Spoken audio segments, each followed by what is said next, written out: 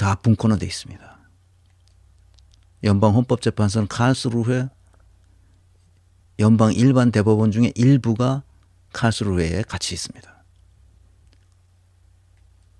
연방 일반 대법원의 일부가 칼스루헤에 원래 있던 것을 동독 지역으로 옮겼습니다. 그리고 거기에는 연방 행정대법원으로 옮겼습니다. 서독에 있던 것을 동독으로 옮긴 거죠. 왜냐하면 동독에도 분산시켜야 되니까. 이걸 이제 분권화 구조인데 분권화를 분산시킨 거예요. 분권화와 분산화는 다른 개념입니다. 그래서 분권화 시켜서 그것을 다른 데로 옮겨놓는 거, 이것이 분산화죠. 그리고 에어프로트도 동독 지역입니다. 연방 노동대법원을 동독 지역으로 옮겼습니다. 그 다음에 카셀이라는, 이건 서독 지역이에요. 제가 살았던 헤센주의 맨 꼭대기에 있는 대학 도시입니다. 카셀. 연방사회대법원이 거기가 있습니다. 그리고 연방재정대법원은 뮌헨에 있습니다. 얘네들은 무엇을 한 곳에 모아놓지 않습니다. 강박적으로 나누어 놓습니다. 분권화시키는 거죠.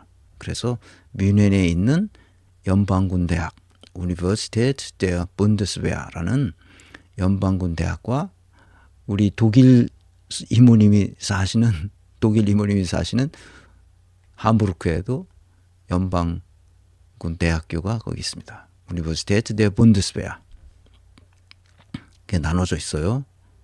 한 대 몰아줄 수밖에 없는 게 있어요. 연방 총리를 둘로 나눠 놓을 수 없잖아. 그지? 대통령은 뭐 상징적인 존재니까 그렇다 치고. 그 연방 총리를 가장 막강한 권한을 가지고 있는 것으로 우리가 알고 있는 바로 그 연방 총리 직무를 둘로 쪼개 놓을 수는 없잖아. 근데 한 사람이 할 수밖에 없는 거지. 그지? 그럴 때는 어떡하냐. 그럴 때는 반드시 책임을 물을 수 있게끔 만듭니다. 합의해라. 반드시 합의해라. 그래서 독일을 합의의 민주주의예요. 어떤 한 사람이 일방적으로 다른 사람에게 지시 명령할 수 없도록 딱 정해놓고 거기서 함께 일하는 장관들과 합의해라. 그럽니다. 그래서 합의의 민주주의. 합의가 없이는 어떤 것도 결정하지 못하도록 하는 겁니다. 그러니까 반대 의견이 있으면 결정이 안 되는 거죠. 그래서 결정을 할 때까지 계속 대화하고 토론하고 그렇게 하다가 반대하던 사람의 의견도 포괄하는 새로운 안을 만들어내는 거죠. 그래서 그거를 그 변증법적 역사 발전이라고 말하는 거예요. 헤겔이 말했던 건. 헤겔은 그런 의미로 말한 것은 아닌데 그것이 나중에 그렇게 해석되어서 오늘날까지 그렇게 변증법적인, 다시 말하면 대화법인데 대화하도록. 그래서 내가 이번에 워크숍이란 형식을 갖추어서 여러 선생님들을 오프라인에서 만나서 얘기를 해보고 싶었던 것은 바로 그거예요. 대화를 통해서 서로 우리가 모르고 있었던 게 뭔가. 나는 여러 선생님들이 내 강의를 들으면서 모르고 있었던 건 뭔지를 내가 알고 싶었거든. 그래서 몇몇 좋은 질문을 나한테 해줬어요. 그래서 그렇구나 하는 거죠. 그래서 몇 개 내가 좋은 아이디어를 얻었습니다. 이해하셨죠 이제? 그래서 독일 법원은 실제로 이렇게 분권화되어 있습니다. 5개의 대법원으로 분권화되어 있고 각 주별로 일반 법원에서 주법원, 고등법원, 주대법원으로도 갑니다. 그래서 거기서 끝나요.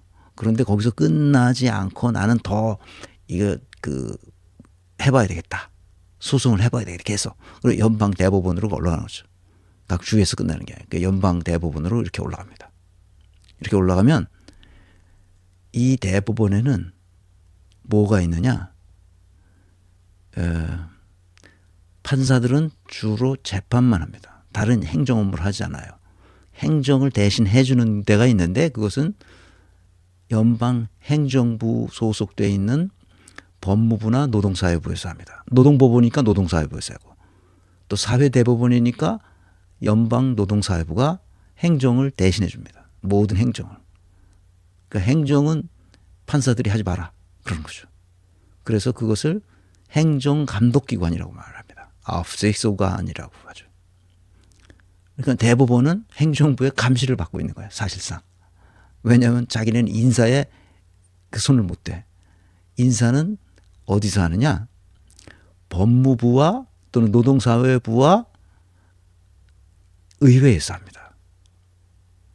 자기들끼리 이렇게 무슨 아첨해가지고 잘 보여가지고 승진하고 그래서 뭐 지방법원에다가 고등법원에 가고 고등법원에서 또 대법원장한테 잘 보이고 그러면은 대법관 되고 이런 멍청하기 짝이 없는 말하자면 구조와 시스템과 프로세스가 거의 일제시대에 하던 것과 똑같은 방식으로 돼 있는 이 잘못된 구조와 시스템 프로세스를 얘네들은 절대로 그렇게 놔두지 않죠. 왜? 조직론이 발달했단 말이에요. 조직론이 발달한 곳에서는 도저히 용납할 수 없는 거예요. 우리나라의 이 사법 체계는. 그러니까 조희대 같은 놈이 나오고 윤석열 같은 놈이 나오는 거지. 그러니까 장경태는 이런 사실 자체를 이해하지 못하고 있는 거예요. 분권화가 뭔지를 전혀 이해하지 못하는 거예요. 분권화되어 있지 않으면 자기네들끼리 짜웅해가지고 이 서민들의 피를 빨아먹고 있다는 사실을 이해 못하고 있어요. 장경태는. 그건 박은정도 비슷해요. 우리나라에서 공부했으니까 뻔할 거 아니야. 그리고 사법시험을 봐서 합격했으니까 뻔할 거 아니야. 우리나라 법학교육이 무슨 인사조직론을 가르치겠어? 그러니까 이 꼴이 되는 거예요, 나라가. 여기서는 재판 소원도 가능해요. 연방 대법원이 뭐라고 판결했든 나는 내 인간의 존엄성, 인권, 나의 기본권이 조금이라도 흠이 갔다라고 생각되면 재판 소원을 할 수 있어요. 그 재판 결과를 가지고 연방헌법재판소에 다시 심판을 받아봅니다. 그렇게 올라가는 재판 소원 또는 일반 헌법 소원이 90 몇 프로야. 90 몇 프로. 난 한 개인으로서 독립된 자율적 주체인데 내가 이 다툼에서 나의 인권, 나의 기본권, 나의 인간으로서의 존엄성이 건드려졌다. 조금이라도 손상이 갔다. 그럼 독일 사람들이 참겠어? 안 참지. 연방헌법재판소에 가는 거야. 그래 1년에 수천 건이 그쪽으로 연방헌법재판소로 들어오는데 그것의 대부분은 다 뭐예요? 90% 넘게 다 인간의 존엄성과 관련된 문제예요. 이거 해달라. 근데 대부분 이제 워낙 그 판례가 쌓여가지고 연방헌법재판소 판례가 쌓여가지고 일단 헌법소원이 들어오면 재판소원이 들어오면 소부 3명이서 그걸 이렇게 심사하는 거예요. 심사해서 3명이 만장일치로 이거는 이미 이전에 판결한 그걸로 봐서 그냥 이건 각하시키는 거지. 각하시켜. 그리고 이건 왜 각하가 됐다는 걸 써서 보내버려. 그럼 그 끝. 근데 3명 중에 1명만이라도 이거는 다시 한번 심판을 받아봐야 되겠다고 생각하면 바로 이제 그 등록이 되는 거지. 그래서 재판부에 배당이 돼서 정식 재판이 시작되는 거죠. 헌법소원 심판이 일어나는 거죠.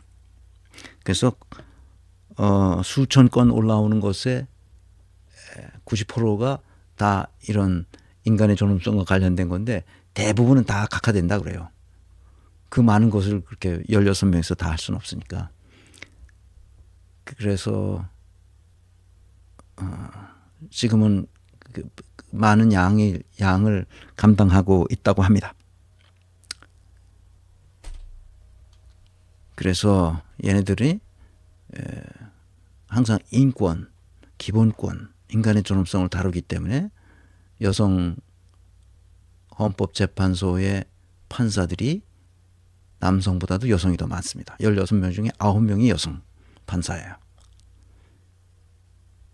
그 다음에 요거를 보시면 아시겠지만 직업법관의 비율이 여성 비율이 비슷합니다. 거의 50대 50이죠. 여성 비율이 48.66%. 그리고 여기다가 이제 시민법관이 약 한 6만 명 정도 되죠. 그러니까 인구 비례로 따지면 우리는 판사의 수가 터무니없이 적은 거예요. 우리는 3,200명이죠. 독일은 8천만 인구 중에 우리는 5천만 인구 중에 3,000명이고 독일은 8천만 인구 중에 2만 명 되니까 우리하고 심사숙고해서 아주 그러니까 우리가 한 10,000명에서 15,000명 정도가 되면 좋겠어요. 판사들이. 오케이. 연방 헌법재판소는 독일에서 가장 신뢰받는 국민이 신임하는 그런 법원이죠. 재판소죠. 그래서 장경태가 해야 할 일은 박은정도 마찬가지고 이런 내가 계속 이거를 얘기하는데 우리는 이 꼬레비에 있고 독일은 70%의 지지율을 받아요. 법원 자체가. 그리고 우리가 오매불만 갈망하는 스위스는 압도적이죠. 뭐 얘네들은 그죠 1,000만 명 내외 작은 그 서울시 인구만한 나라들이니까 그건 뭐 이해할 수 있죠. 독일은 8천만 명이나 되는 인구를 가지고도 이렇게 높은 신뢰도를 얻을 수 있는 것은 그들이 가지고 있는 조직론적 사고로 법원을 구성했기 때문이라는 겁니다. 아시겠죠? 그래서 내가 더 얘기해 주고 싶은 것은 뭐냐? 미국이에요. 미국은 어디에 있느냐 하면 여기가 OECD 평균이거든요. 여기가 OECD 평균인데 미국은 여기 있어요. 여기. OECD 평균보다 slightly 높아요. 그런데 어떤 그 외신을 내가 한번 읽은 적이 있는데 이런 거를 챗 GPT나 제미니나 또는 퍼플렉시티 같은 그런 AI에다가 물어보면 특별같이 가르쳐줘요. 야, 이게 옛날에 법원 신뢰도가 이렇게 미국이 이렇게 돼 있는데 트럼프 때문에 이게 이렇게 그 평균 밑으로 떨어지지 않을까? 하고 질문해. 그럴 때면 특달같이 찾아줘. 뭘 갤럽 조사에 연구했는데 그게 뭐 미국이 어떻게 돼서 조사했는데 이 밑으로 떨어질 것 같다고. 그래. 그렇게 얘기했죠.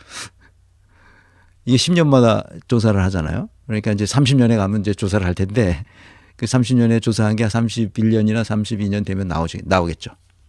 그때 가서 봅시다. 미국이 이 트럼프로 인해서 확 이렇게 떨어졌다고 이제 신문이 그렇게 그 한 것을 나한테 이렇게 출처를 밝혀서 나한테 해주더라고. 여러분도 재미삼아서 한번 해보시기 바랍니다.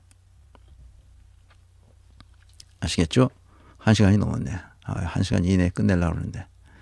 자, 그래서 그러니까 내가 이걸 여러분에게 자꾸 보여주는 이유는 구조화 시스템의 중요성을 얘기하는 거예요. 사람은 구조화 시스템에 의해서 구속받는 존재예요. 그런데 사람이 그 구조화 시스템을 만들어내기도 하잖아요. 그러니까 이 네 가지 요소, 구조화 시스템과 프로세스와 사람. 그러니까 구조화 시스템을 잘 만들면 그 사람이 그 구조화 시스템에 의해 구속받기 때문에 윤석열 같은 인간은 탄생하지 않을 것이다. 조희대 같은 놈은 나오지 않을 것이다. 지규현도 마찬가지고 심우정도 똑같다. 아시겠죠? 그러니까 정당 구조도 마찬가지로 쌍권 같은 놈들이나 윤상현 같은 놈은 나올 수 없다. 그래서 구조화 시스템과 프로세스의 관점에서 세상을 바라보는 이 조직론적 사고 체계를 훈련할 필요가 있어요. 인사 조직 컨설턴트가 된다면 반드시 그렇게 해야 됩니다. 자, 이제